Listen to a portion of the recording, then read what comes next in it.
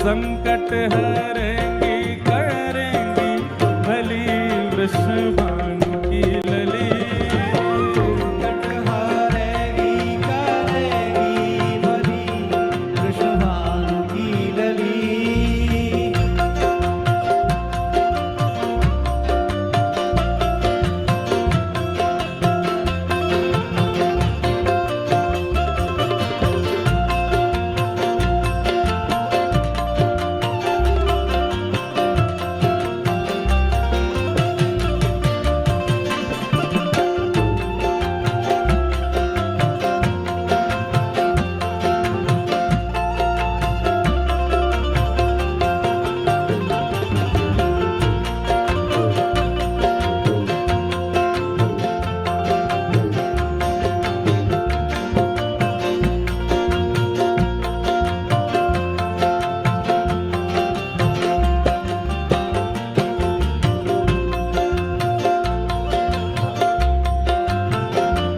सब लोग विराजमान है जाओ अपने अपने स्थान पे। वाह, खूब आनंद और उत्साह के साथ आज प्यारे गिरधर लाल जी को 5 दिवसीय व्याहुला महोत्सव प्रारंभ हैरो है। बरसानो धाम सौभाग्य से प्राप्त और वहाँ में भी ये व्रजमंडल की पावन पवित्र माताजी गौशाला या के प्रांगण में हम आप सब बैठे हैं। परम पूजनीय प्रातस्मरणीय परम वंदनीय श्री रमेश बाबा महाराज को आशीष हमको अभी प्राप्त भयो, सब संतन को आशीष प्राप्त भयो। परंतु हमारे लाला प्यारे गिरधर लाल जी के पक्ष से जो हम आप सबके सबसे आगे चल रहे हैं बारात में, उनको अभी आगमन भयो है। परम पूजनीय जी को आज सूरत प्रस्थान करना है और स्वास्थ्य की दृष्टि से कहीं उपस्थित भी होना था चिकित्सा के लिए, लेकिन लाला को ब्याह है। सो ठाकुर जी ने कही कि बाबा ब्याह मेरो है, नेक आप अपनो आशीष दे के चले जाओ ताकि निर्विघ्नता से ब्याह संपन्न हो जाए। वैसे तो ठाकुर जी के ब्याह में कोई विघ्न आ न सके, लेकिन कभी कभी परशुराम जी आ जा में ब्याह में, तो पहले ही हमारे राघव जी को ब्याह हो तो वशिष्ठ मुनि कहें, लेकिन हमारे ठाकुर जी को ब्याह है या हमारे श्री गर्गाचार्य जी के रूप में पूज्य महाराज जी पधारे हैं। तो महाराज जी के युगल पाद चरणन में प्रार्थना। अभी कथा को प्रारंभ भयो नहीं है और कोई ऐसी नहीं कि कोई रस धारा यहाँ विघ्न हो, बल्कि आपके आशीर्वाद से और आनंद बढ़ेगो। महाराज जी आज निकुंज भाव सो अष्ट सखीन के प्रादुर्भाव और श्री जी के प्राकट्य की कथा है, और फिर यहाँ संध्या में कथा के संग ही फिर ढाणिन लीला है। तो वर्षों से हमारे बरसाना में जो ढाणिन को वेश धारण करके श्री जी भवन में जावे, वही ढाणिन लीला करवे अभी यहाँ उपस्थित वो ढाणिन आएंगे और सब ढाणिन लीला को क्रम यहाँ होएगो। कल ठाकुर जी की सगाई की बात चलेगी। सरसकुंज वाले महाराज जी समधी बने हैं, वहीं से श्री जी को आगमन है रोए, और परसों लाल जी की सगाई होएगी। वाक्य अगले दिन 14 तारीख को ठाकुर जी की मधुर बारात पूरे बरसाना में ठाकुर जी आनंद करते भये यहाँ पधारेंगे। लगभग अनुमान ऐसा है कि कम से कम 3 से 4 किलोमीटर लंबी बारात सज रही है ठाकुर जी की।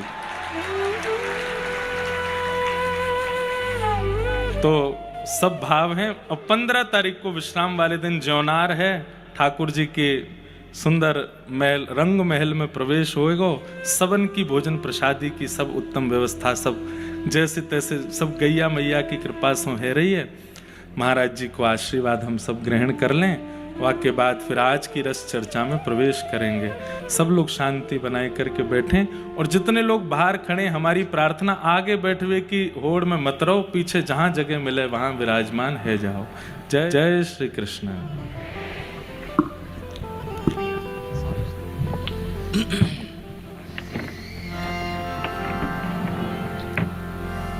श्री राधा करावचित पल्लव वल्लरी के राधा पदांक विलसन मधुर स्थली के राधा यशो मुखर मत खगावली के राधा विहार विपिने रमता मनो में। नमो गोभ्यः श्रीमतीभ्यः सौरभेभ्य एव च। नमो ब्रह्मसुताभ्यश्च पवित्राभ्यो नमो नमः। श्रीसुरभ्यै नमः श्रीसुरभ्यै नमः। श्री राधे। लाल जी के ब्यावला महोत्सव में उनकी प्राण प्यारी जो सप्त गोमाता हैं उनके नामों का उच्चारण कर लें तो सब ब्याह तो उत्सव मंगल पूर्वक होना ही है और उसमें 1000 गुना उत्साह अनंत गुना उत्साह बढ़ जाएगा। महाभारत में इन नामों की बड़ी महिमा है। महाभारत के 125 में 126 में अध्याय में अनुशासन पर्व में जहाँ धर्म विषयक निर्णय सबने मिलकर किया है वहाँ महाराज जी गायों से पूछा गया है कि धर्म का रहस्य क्या है। तो गौ माताओं ने कहा कि गोष्ठ में जाकर किसी पवित्र महापर्व के अवसर पर गोष्ठ में जाकर मेरे इन नामों का कीर्तन करना यही धर्म का सार है। इन नामों का उच्चारण करने से संपूर्ण पाप नष्ट हो जाते हैं, गोदान का पुण्य प्राप्त हो जाए। जितने लोग बैठे सबको गोदान का पुण्य मिल जाएगा बिना खर्च के, और चंद्रमा की सी कांति और अंत में भगवान के नित्य गोलोक की प्राप्ति हो जाएगी, ऐसा महाभारत में लिखा है। तो हम लोग उन पवित्र नामों का उच्चारण करें। श्री बहुलायै नमः। श्री बहुलायै नमः। श्री समंगायै नमः। श्री समंगायै नमः। श्री अकुतो भयायै नमः। श्री अकुतो भयायै नमः। श्री क्षेमायै नमः। श्री क्षेमायै नमः। श्री सख्यायै नमः। श्री सख्यायै नमः। श्री भूयस्यै नमः। श्री भूयस्यै नमः। श्री सर्वसहायै नमः। श्री सर्वसहायै नमः। श्री सुरभ्यै नमः। श्री सुरभ्यै नमः। हरिशरणं सर्वदेवमयी सर्वतीर्थमयी सर्ववेदमयी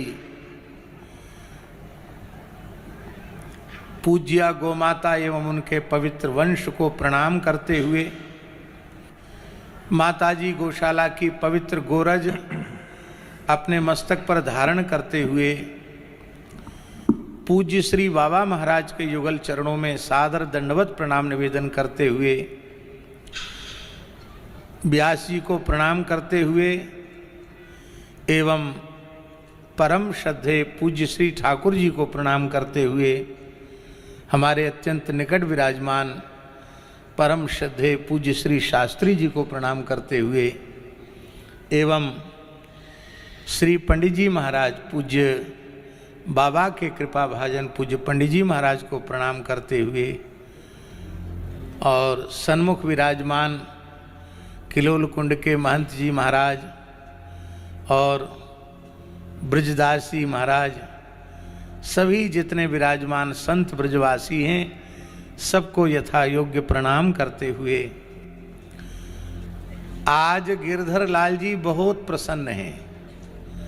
उनकी प्रसन्नता का हेतु ये है कि सूतिकागार से जब सबसे पहले बाहर ले आए अथवा पूतना लेके आई तो वाके बाद समस्त गोपीजन गोष्ठ में ही लेके ठाकुर जी को आई और गोमूत्रेण स्नापयित्वा पुनर्गोरज सार्वकम रक्षाम चक्रुश्च सकृता द्वादशांगेषु नाम भी।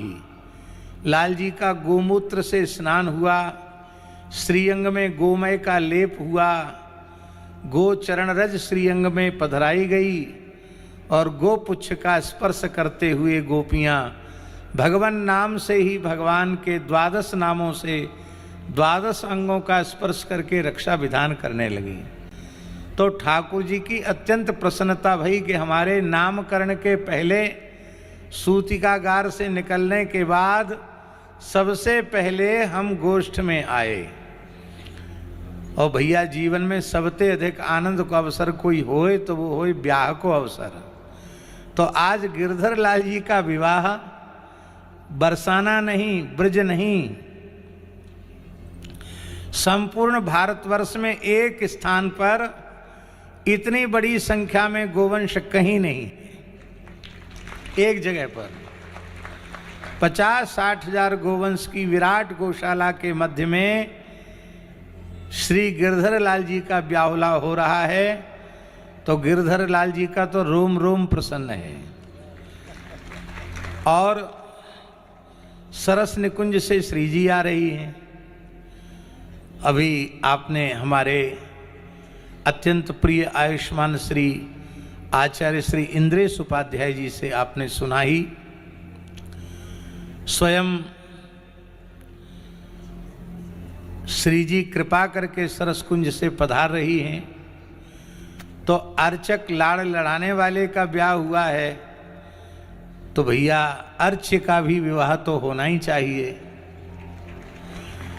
तो श्री गिरधर लाल जी का विवाहोत्सव बड़े समारोह पूर्व, एक तो बरसाना में हो रहा है जो उनकी सनातन ससुराल है। ठाकुर जी सनातन ससुराल तो बरसाने में ही है। तो जो सनातन ब्याह स्थल है वहाँ हो रहा है। और अधिक प्रसन्नता की बात है कि माताजी गौशाला के भीतर यह दिव्य श्री गिरधर लाल जी का ब्याहुला महोत्सव हो रहा है। क्या करें, हमारी मानसिक उपस्थिति पूरे उत्सव में रहेगी, लेकिन आनंद तो ऐसा है कि पूरे समय रह करके इस उत्सव का दर्शन करना चाहिए। निकलने में भी थोड़ा विलंब हुआ और रास्ते में आज जाम भी खूब था। बरसाने में भी आज खूब जाम था। बरसाने में भी काफ़ी यहाँ तक पहुँचने में समय लगा। और अभी भाग दौड़ के कैसे भी एयरपोर्ट पहुँचना है तो ऐसी द्विचित अवस्था है। नहीं तो थोड़ी देर हम और बैठते। बस एक मलुकदास जी की वाणी का एक अंश है, एक साखी है, उसके माध्यम से गिरधर लाल जी को ब्याहुला की आशीष दे करके हम अनुमति चाहेंगे।